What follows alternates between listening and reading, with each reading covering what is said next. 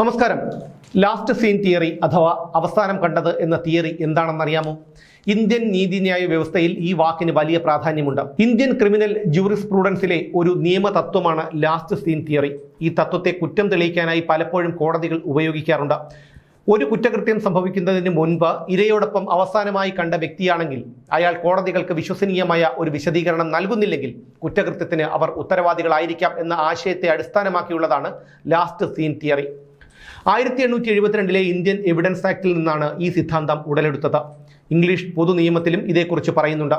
1973 code of criminal procedure പ്രകാരം നിരവധി കേസുകളിൽ ഇതനുസരിച്ച് പ്രതികളെ കണ്ടെത്തി ഉചിതമായ ശിക്ഷ വിധിക്കാൻ കാരണമായിട്ടുണ്ട്. ലാസ്റ്റ് സീൻ തിയറിയുമായി ബന്ധപ്പെട്ടുള്ള ഒരു സുപ്രധാനമായ ഉത്തരവ് കഴിഞ്ഞ ദിവസം സുപ്രീം കോടതിയിൽ നിന്ന് വന്നിട്ടുണ്ട്. ഭാര്യയെ കൊലപ്പെടുത്തിയ കേസിൽ കുറ്റക്കാരനെന്ന് കണ്ടെത്തിയ ആളെ സുപ്രീം കോടതി വെറുതെ വിട്ടു. ലാസ്റ്റ് സീൻ സിദ്ധാന്തത്തിന്റെ പരിധിയിൽ ഉൾപ്പെടുത്തി സാഹചര്യ തെളിവുകളുടെ അടിസ്ഥാനത്തിലായിരുന്നു പ്രതിയെ ശിക്ഷിച്ചത്. എന്നാൽ ഭാര്യയെ ജീവനോടെ കണ്ട അവസാനത്തെ വ്യക്തി ഭർത്താവാണെന്ന് തെളിയിക്കുന്നതിൽ പ്രോസിക്യൂഷൻ പരാജയപ്പെട്ടു എന്ന് സുപ്രീം കോടതി വ്യക്തമാക്കി.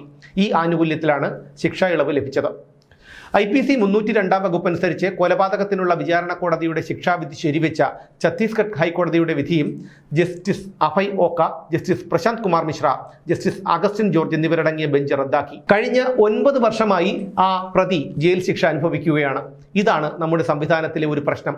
9 വർഷം തെളിവുകളൊന്നുമില്ലാതെ ജയിൽ ശിക്ഷ അനുഭവിച്ച അയാളെ വെറുതെ വിടുന്നു എന്നാണ് ജസ്റ്റിസ് അഭയ് ഓക്ക കോടതിയിൽ പറഞ്ഞത്. രാജ്യത്തെ നിലവിലെ നീതിന്യായ സംവിധാനത്തിന്റെ ഭാഗത്താണ് കാലതാമസം ഉണ്ടാകുന്നത്. പല കേസുകളിലും കുറ്റവിമുക്തർക്കെതിരെ സംസ്ഥാന സർക്കാരുകൾ അപ്പീൽ ഫയൽ ചെയ്യുന്നു. അതിനും കോടതിയുടെ സമയം ചിലവഴിക്കുന്നുണ്ടെന്നും കോടതി പറഞ്ഞു. കൃത്യമായ ഇടപെടലുകളും അതിനൊപ്പം ചില ധാർമ്മിക പ്രശ്നങ്ങളും കാരണമായി ചൂണ്ടിക്കാട്ടുന്നു. 100 കുറ്റവാളികൾ രക്ഷപ്പെട്ടാലും ഒരു നിരപരാധി പോലും ശിക്ഷിക്കപ്പെടരുത് എന്ന നീതിന്യായ വ്യവസ്ഥയുടെ ആപ്തവാക്യവും ചില ഘട്ടങ്ങളിലെങ്കിലും തിരിച്ചടിയാകുന്നുണ്ട്.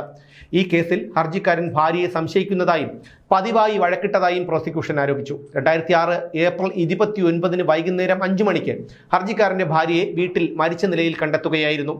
ഹർജിക്കാരൻ അവരെ കഴുത്തുഞെരിച്ച് കൊന്നതാണെന്ന് പ്രോസിക്യൂഷൻ വാദിച്ചു. ലാസ്റ്റ് സീൻ തിയറി അടിസ്ഥാനമാക്കിയാണ് വിചാരണ കോടതിയും ഹൈക്കോടതിയും ഭർത്താവിന് ശിക്ഷ വിധിച്ചത്.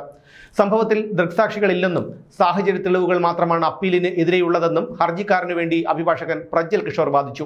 എന്നാൽ ഭാര്യ വൈകുന്നേരം 5 മണിയോടെ മരിച്ചു. രാത്രി 7 മണിയോടെയാണ് പ്രതിയാക്കപ്പെട്ടയാൾ വീട്ടിലെത്തിയതെന്നും അതിനാൽ ലാസ്റ്റ് സീൻ തിയറി നിലനിൽക്കില്ല എന്നുമായിരുന്നു കോടതിയുടെ കണ്ടെത്തൽ. നിയമവ്യവസ്ഥയിലെ പഴുതുകൾ പലപ്പോഴും ചർച്ചയാകാറുണ്ട്. ഓരോ കുറ്റകൃത്യത്തിന്റെ തോത് നിശ്ചയിക്കുന്നതും കുറ്റവാളികളെ രക്ഷിക്കുന്നതും ശിക്ഷിക്കുന്നതും ഈ പഴുതുകളിലൂടെയാണ്. അതിൽ സുപ്രധാനമായ പങ്കാണ് ലാസ്റ്റ് സീൻ തിയറിക്കുള്ളത്.